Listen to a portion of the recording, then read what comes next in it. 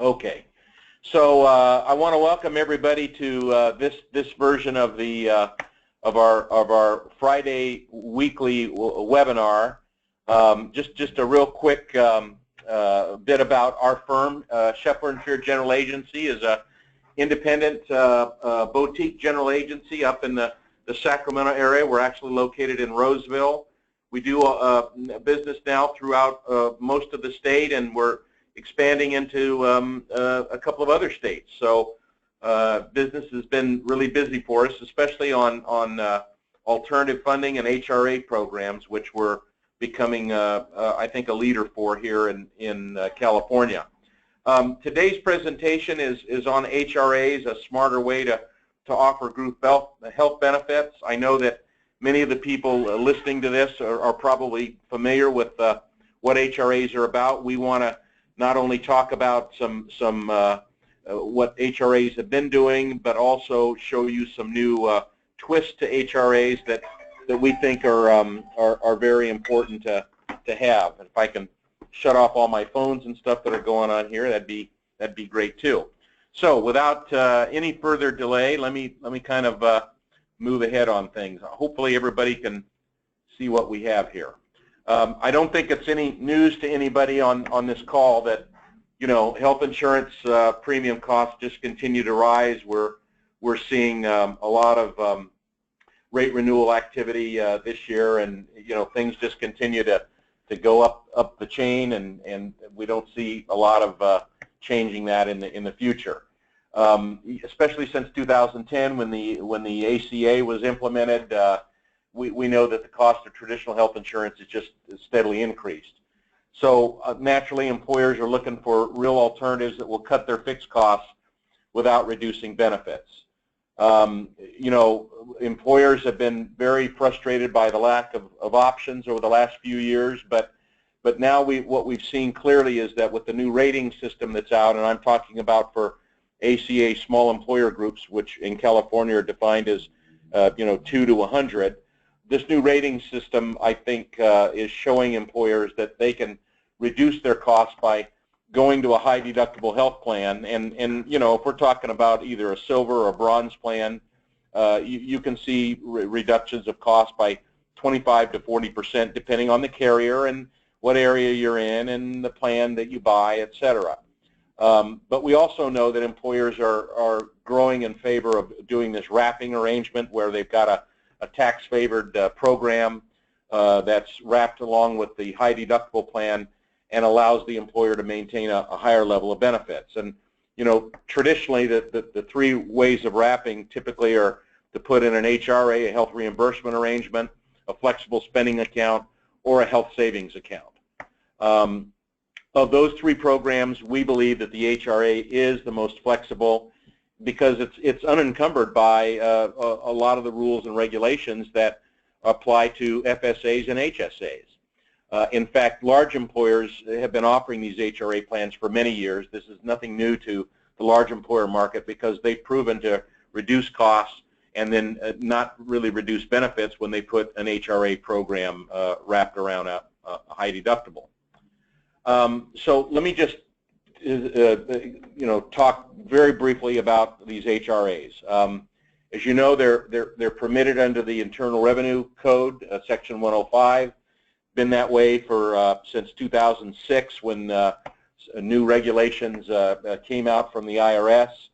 The HRAs allow an employer to pay for certain medical expenses and tax deduct that cost, the same way that a group health insurance premiums are treated as a tax deductible expense to that employer, and the same way that they're non-taxable to the employee's income. So the benefit of an HRA plan is that if it's a formal plan and it's set up correctly, it saves both the employer and the employee money from a tax perspective.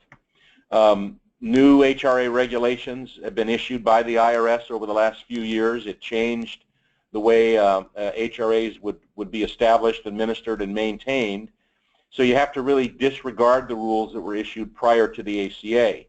We do know this. We do know that the ACA is likely to undergo some big changes, and you know, if you're listening to the TV or the radio, you know that things are happening, you know, today.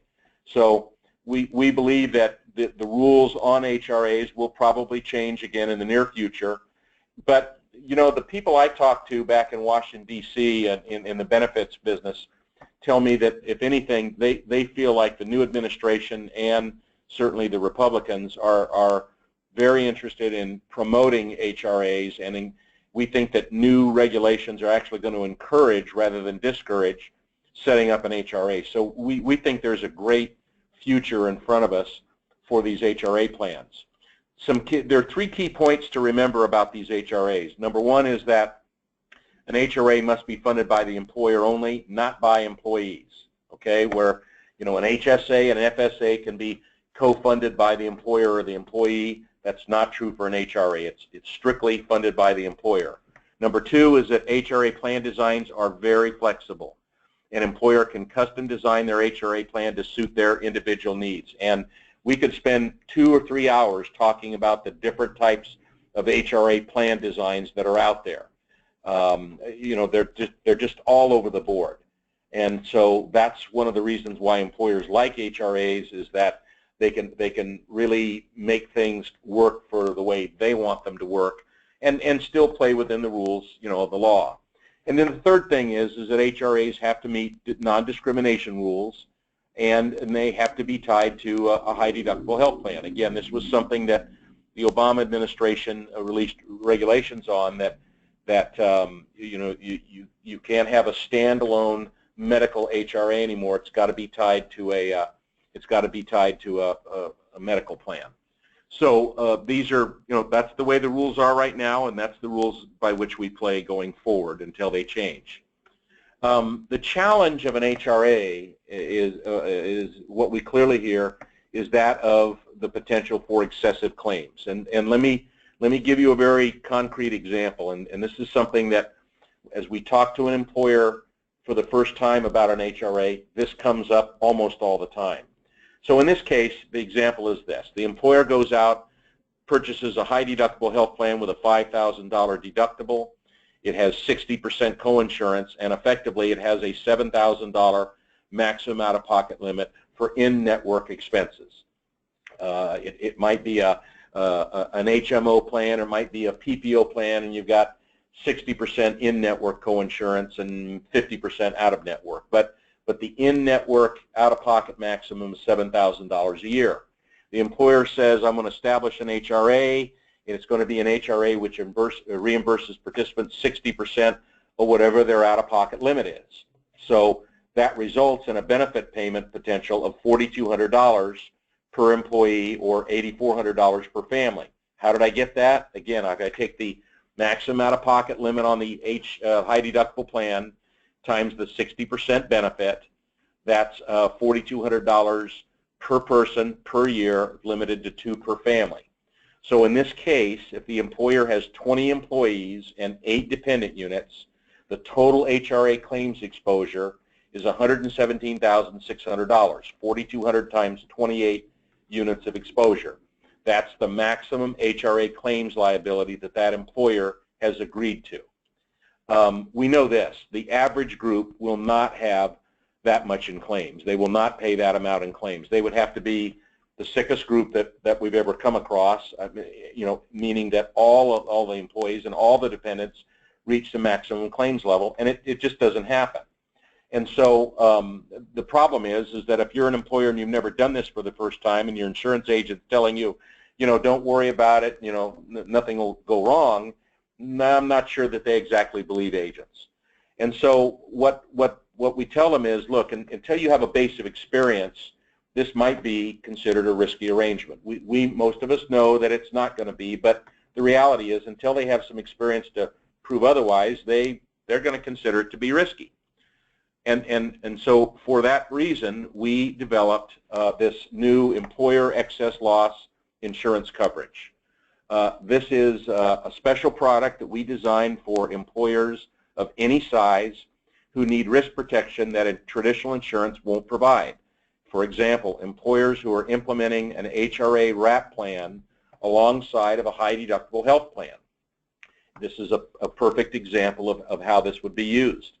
In this case, the coverage is underwritten by an A-rated non-admitted carrier through the surplus lines market. I will tell you that in California, we're writing this through Lloyd's of London, one of the syndicates of Lloyd's that we're working with, and it's through our surplus lines partner on this, and so it does have a surplus lines tax in California. That's 3.2%. You see a lot of surplus lines coverage in the property and casualty, and to some degree the life insurance world, but in this particular case, it's not considered health insurance, and it's not the same as an aggregate stop loss. That's a very different arrangement. But excess loss insurance coverage works for this particular arrangement because we're writing it through the surplus lines market. This product was designed by the collaboration of our agency and a firm called the iSolutions Group, who's part of the All Risk group nationally. They are the chief contacts that we have with Lloyd's of London. And it's available now through any contracted general agent or third-party administrator distributor in any state. So we are working not only in California but outside of California on the sales of this product. I want to give you now an example of what this looks like, what an HRA plan is looking like without employer excess, to kind of frame the discussion. In this case, here's a small employer located in Sacramento, the 95812 zip code. They have 35 employees and they have 16 dependent units. They currently have a fully insured plan. It's an insured plan with an in-network deductible of $500 per person, in-network coinsurance 80%, and an in-network out-of-pocket maximum of $4,000 per person per year. Because they're a small employer, their rates are member-level rating under the ACA, but their average rate, based on employee only of 19 of them, 4 employee spouses, 5 employee children, and 7 employee families, their average rate of $522 for a single, and $1107 for employee spouse, $894 for employee child, and $1582 for employee with family. And that comes out to an annual cost of $358,680 a year, almost 30 grand a month of fully insured premium that they're paying. And I think those of you who do this all the time, you know that those rates are pretty accurate. The employer then says, well, okay, let's put in an HRA. What am I looking at? Well, the good news is he goes out, he buys a $4,000 deductible in network, 60% coinsurance in network, and a $6,500 out-of-pocket. The premium for that plan, and it happens to be a bronze level plan with a carrier that we're all aware of, that bronze level plan cost that employer $158,052 a year. So it's nearly a $300,000 or $200,000 a year savings in fixed premium, which is very impressive. The issue then is, well, what's the employer going to pay in the way of claims? And in this case, the maximum paid claims without an employer excess loss policy could be potentially $198,900. That's basically assumes a 60% HRA benefit and a maximum annual benefit of $3,900. So you get that by taking the $6,500 out-of-pocket max times 60%. That's a $3,900 a year maximum annual benefit times 35 employees and 16 dependent units, means that if everything goes wrong that could go wrong, that employer could be out $198,900. I don't think that's going to happen. That would be, again, the sickest group I've ever seen in 35 years in the business, but potentially the numbers are, that's their exposure. That employer is going to pay about $12,000 a year for administrative costs through a licensed bonded TPA. The TPA is going to charge about $27 a month times 35 employees for 12 months, $750 in document fees and setting it up, so about 12 grand a year. And again, everything goes wrong that could go wrong, that employer could spend $369,042 a year. So that doesn't make this look particularly good from a financial standpoint if the employer is focused strictly on their maximum claims exposure. Some employers will take our word for it that claims won't be that high and they'll do it. Others, they want some sort of guarantees or proof. So in this next slide, this is what that same employer looks like having an employer excess loss policy. And of course, the difference here is there's two differences. First off, instead of $198,000 of potential claims, we limit the claims to $99,450. Why? Because the employer excess loss policy will come in and protect that employer at 50% of whatever their maximum risk is. In this case, 50% of 198 grand is $99,450. That employer then pays Lloyd's the employer excess loss premium, and in this case, it's $20,526 a year. That's payable in monthly installments on a per person per month charge. That rate includes a 3.2% surplus lines tax. And then finally, you still have the same administrative cost, as we had before, $12,090 a year. But in this case, the employer's overall cost is now limited to $290,118. So let me be clear on this. This employer can, you can look them in the face and say, look, if everything went wrong that could go wrong, the most that you're going to pay out is $290,118. The employer says, if I fund for that amount and there's money left over, who keeps that money? And the answer is, that money belongs to you, Mr. Employer. The insurance company in this case, they're getting their $158,000 for the high deductible health plan. The excess loss insurance company, they're getting their $20,000 in premium for their excess loss coverage. So anything that if your claims are in fact lower than $99,450, you keep the money. That money belongs to you. And so you can look them in the eye and say this is a guaranteed deal that it won't cost you more than that. We believe, and I think many of you know this, is that I think that employer's claims are going to be, again, well less than $99,000. But in this case, the Lloyd's of London program will guarantee that to be at 50% of their total maximum exposure. So the bottom line for us is that the premium difference between a traditional plan and a high deductible plan, it can be very substantial depending on the carrier. And these savings and fixed premiums can fund most, if not all, of the employer risk assumed when the HRA is implemented. And then when you look at the cost of administration, they're a very low percentage of the total overall cost of coverage. I want to talk a little bit about this, but again, I refer to this earlier slide. If their maximum cost is $290,000, $12,000 a year for administration paid to the TPA of your choice, we're only talking about 4% administrative costs, which is very good, and that's a viable number.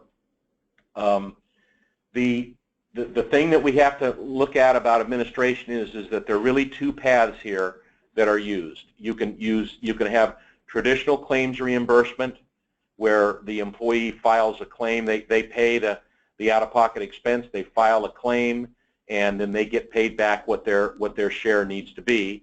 Or many employers are now using an HRA debit card, where the debit card effectively pays the full cost of the out-of-pocket expense, and then the employee is then billed back by the third-party administrator for whatever their share of the claim would be. For example, in that 60% HRA benefit that we described, if the employee had a $150 claim, say out-of-pocket claim in Kaiser wants all their money up front. We then say the debit card pays Kaiser their full $150. The employee's share of that's supposed to be 40%. So the third-party administrator then bills back the employee their 40% share, which is $60 for them to pay back. These debit cards work. They work well. There's a lot of good security. They're smart cards because they're only used for healthcare expenses. But a lot of employers still use traditional claims reimbursement as well. And again, they require the employee to fill out a claim form or send in a copy of their EOB from their high deductible health plan carrier, and the TPA processes the claims. The key thing about employer excess loss is that it's affordable.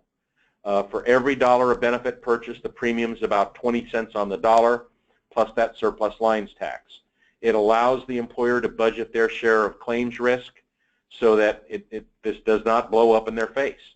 It can be used with any high deductible product offered by a carrier who permits HRA wrapping in their products. As we all know, there are some carriers in California and throughout the country that won't allow you to do an HRA wrap on their high deductible products. I'm happy to say that most of the carriers that we work with now allow that to be done. Some carriers are very actively involved in it. Others just say, if you want to do it, we don't care, just don't tell us about it. So I think that's a good thing. This employer excess loss can be used just about anywhere you want. It requires the services of a licensed TPA. We've arranged that. The coverage is issued, as I said before, by an A-rated non-admitted carrier, in this case Lloyd's of London, through the syndicate that we have. And we, as Shepler Fear, as the exclusive distributor of this product, but we do work through other general agents and third-party administrators. We have arranged on the excess loss premium, by the way, to pay the agents a 10% commission for their sale of the product. So again, going back to that slide, that employer is paying $20,000 a year in premium. The agent's going to make 10% or $2,000 of that.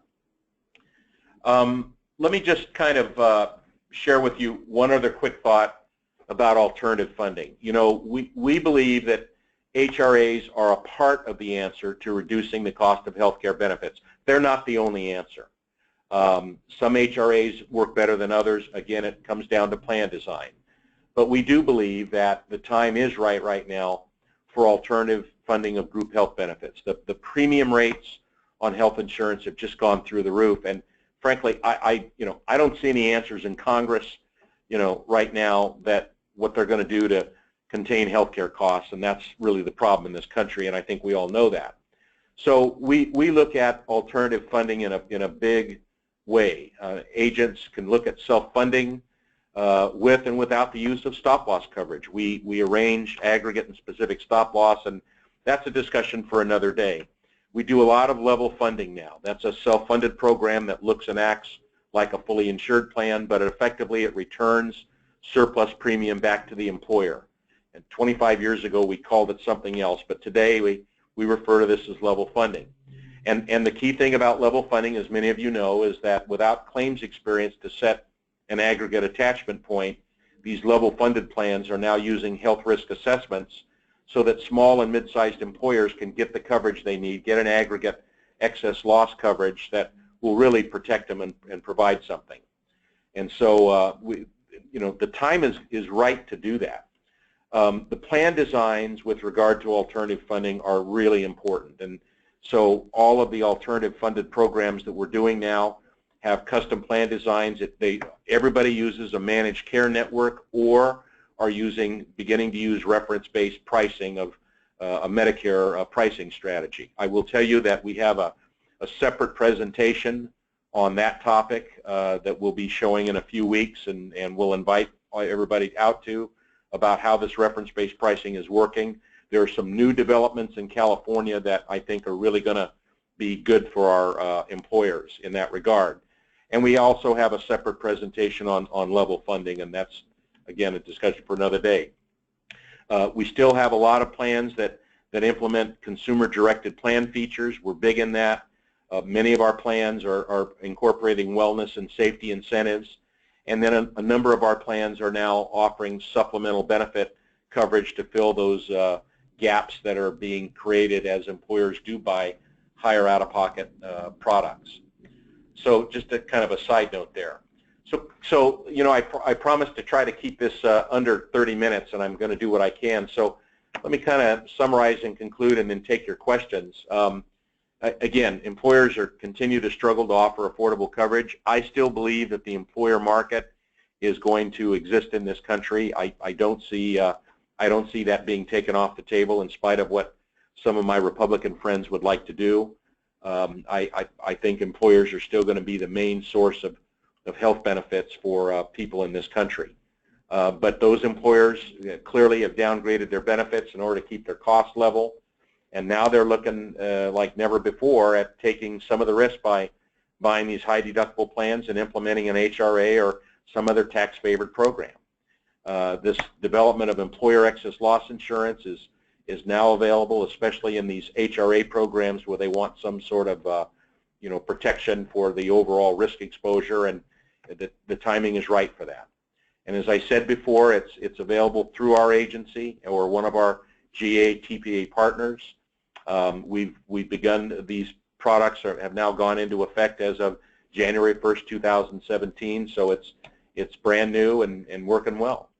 And as we've said in the past, if you want to get a quote, you should contact your local Shepler Fear General Agency sales rep or Jennifer Mason-Zoller here in our office, and she sees that all of the quotes go out of here in pretty good turnaround time. So with that said, and I think I need to drink some water here to soothe my voice. Any questions that you might have?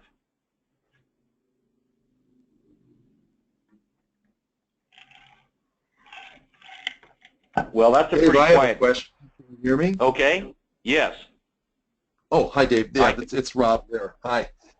What is on the example that you gave for that 35 life company in Sacramento? I think they had, yeah, oh, perfect. Thank you for putting that back up. Okay, so you're showing the maximum amount of paid claims at $90,000 or with the insurance, with the excess loss, and what, 198,000 without it, something like that? That's correct. If yeah, they don't buy, okay. Yeah, okay. the 198,000 represents maximum claims. That's correct. Okay, so in that setting, okay, in that setting, what would be the mean amount that most groups? In other words, we know what the maximum exposure is. We certainly know what the minimum exposure is. What is a typical, or what is the mean or average amount of claims for a group that size? Robert, that's a really good question, and we've actually developed a formula here internally over the last few years that actually does a pretty good job of projecting what paid claims are going to be based on the plan design. Okay, so I mean, we have some HRA plans that are extremely rich. You know, they'll basically reimburse 90% of whatever their out-of-pocket is, and as you can imagine, if you've got a plan that is paying 90% of their claims, you're going to have much higher utilization. In a case like that, I've seen utilization as high as 35–40%. We have other HRA plans that have like a 50–50 HRA benefit, and we've seen, typically those plans will have exposure of maybe 20–25%. So it depends on, if the employer comes back to us and says, well, what type of HRA plan would I want to put in? We might show them several different plan design potentials, and then we'll show them what the expected paid claims would be based on each separate plan design being implemented. So it will range, Rob, between, I would say, between 20 and 40% of the possible exposure. Okay, perfect. That's great. Thank you. And that does show, and that is reflected in the written proposal, the ultimate proposal. Yes, we show the maximum example, and then we show what the projected example would be. Oh, okay. Okay, that's perfect. Thank you. That was on my mind throughout the presentation. Yeah, it's a valid question. So imagine, if you would, on this column here that I'm looking at, where it says 290,118 at the bottom, we would have another column right next to it showing that for this plan that has a 60% benefit and a $3,900 maximum benefit per person, the actual claims expense would probably be $40,000 or $50,000, and it would show that there, and then their bottom line cost would be reflected by that different amount. I see. That makes perfect sense. Okay. Any other questions?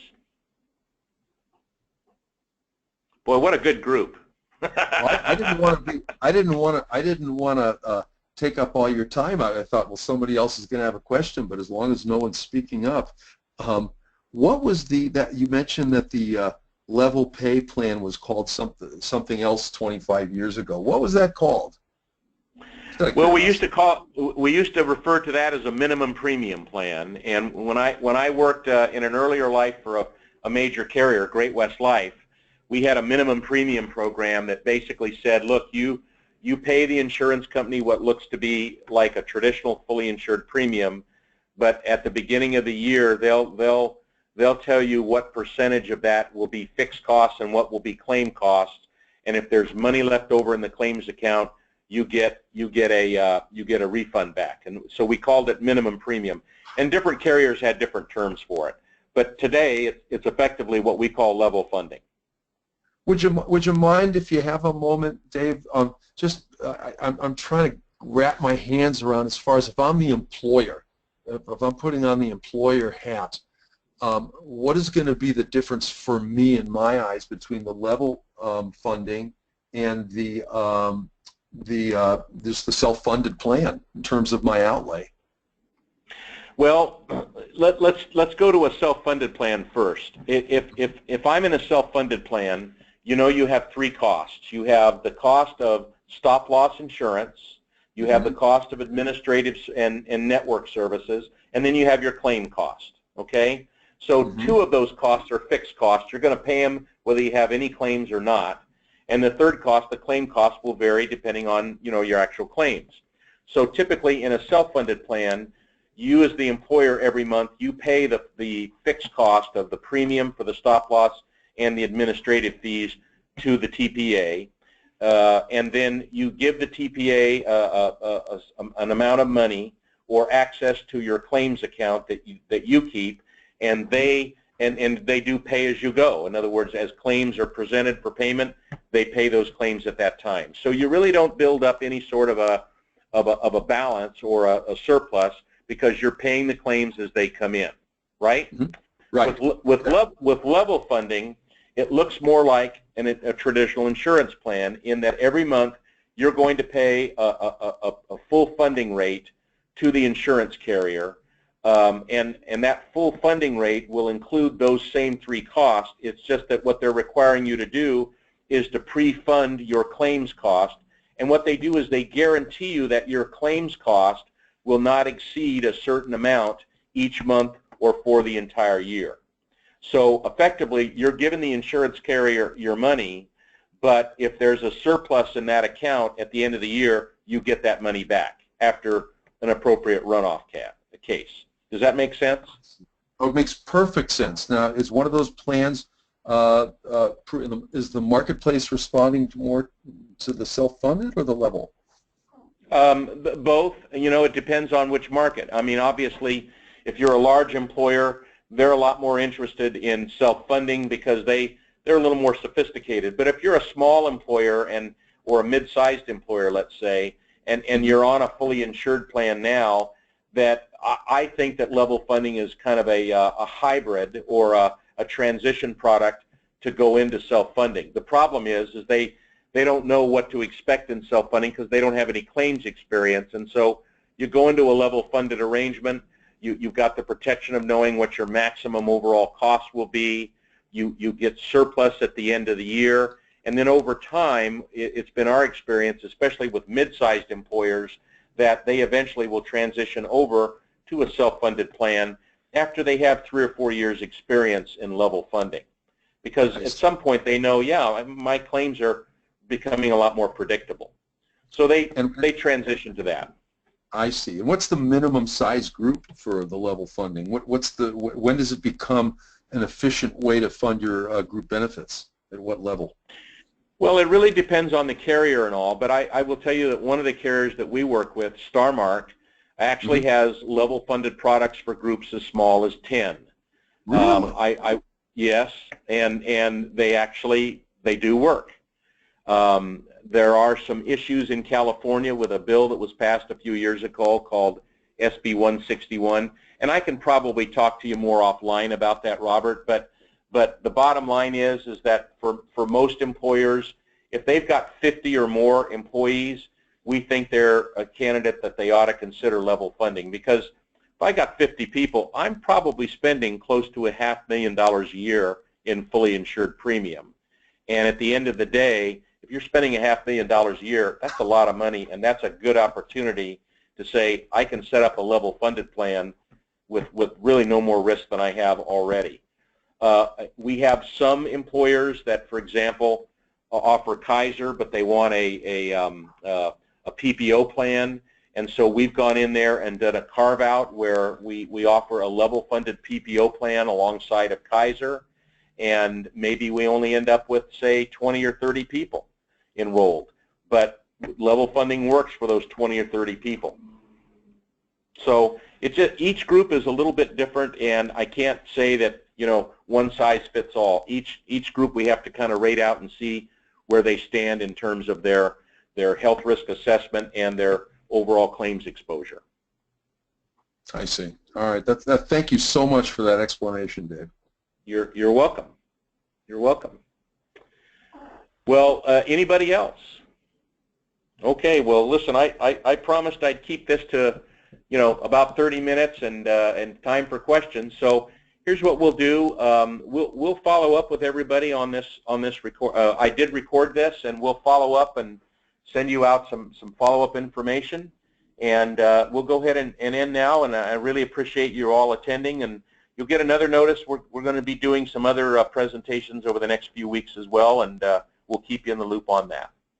So thanks for calling in, everybody, and have a wonderful spring day and spring weekend, and happy St. Patty's Day. All right. Thank you, Dave. Take care. All right. Bye-bye.